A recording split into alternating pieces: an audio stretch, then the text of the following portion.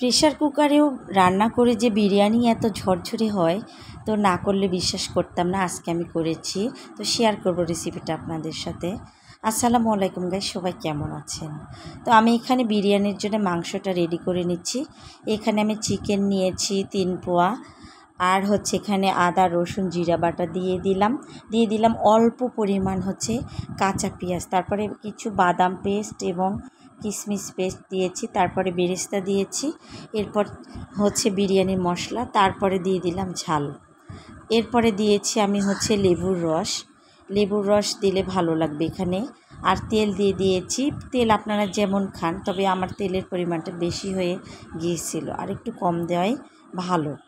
তো এখন আমি সুন্দর করে মেরিনেট করে নিব। এই মাখামাখির মধ্যেই হচ্ছে মজা। মাংস যত ভালো হবে বিরিয়ানিটা তত টেস্ট হবে। আর আমি হাতে ধোয়াই একটু পানি দিয়েছি সামান্য।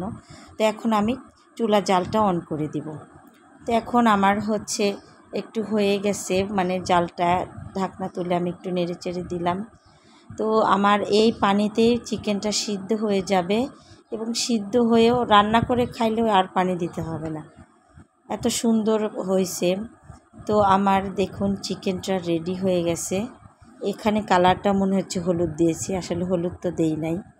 অনেক সুন্দর হয়েছে। তো এবার আমি হচ্ছে পোলার চালটা ভিজে রাখছি ওইদিকে, আর এখানে জিরা একটু পেঁয়াজ দিয়ে দিলাম, তারপর একটু মশলাপাতি দিয়ে দিব, যেমন গরম মশলার মধ্যে এলাচ, তেজপাতা, দারুচিনি এগুলো দিয়ে দিব, আর কিছুটা দিয়ে দিব আদা জিরা রসুন বাটা।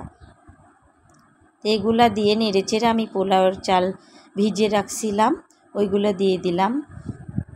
আপনারা যে কোনো পোলাওর চাল নিতে পারেন, বাসমতি রাইস নিতে পারেন। তো এগুলো একটু তেল দিয়েছি, অল্প তেল দিয়েছি আমি, দিয়ে ভেজে নিলাম। ভেজে নিয়ে তারপরে পানি দিয়ে দিব আমি। তো চালটা যত ভালো করে ভাজবেন ততই ভালো লাগবে বিরিয়ানি খেতে। তো এখন আমি পানি দিয়ে দিলাম, যেহেতু আমার আধা কেজি চাউল, এই জন্য আমি আধা কেজির কম পানি দিয়েছি, কারণ ওইদিকে চিকেনের সাথে আবার তেল আছে, একটু ঝোল আছে। তো এখানেও লেবুর রস এবং আমি লাস্টে গোলাপ জল দিয়ে দিলাম। দেখুন, এরপরে আমি চিকেনটা ঢেলে দিয়ে দিলাম, আর হচ্ছে 2টা আলু দিয়েছি আমি। আমার মেয়ে বলেছিল যে আলু দিতে, তার জন্যই মূলত আলু দেওয়া। তো এখানে আমি এখন একটু নেড়েচেড়ে মিশিয়ে নিচ্ছি, নিয়ে আমি 2টা বা 3টা শিশি দিয়ে নিয়েছি। তো আমার দেখুন এখন চিকেনটা কত ঝরঝরে হয়েছে, আর খেতে খুবই মজা হয়েছে। আমিও কিন্তু এই ফার্স্ট প্রেশার কুকারে এই বিরিয়ানি রান্না করলাম। তো সবার কাছে কেমন লাগছে? ভালো লাগলে অবশ্যই লাইক কমেন্ট শেয়ার দিয়ে পাশে থাকবেন। সবাইকে আজকে ধন্যবাদ। আল্লাহ হাফেজ।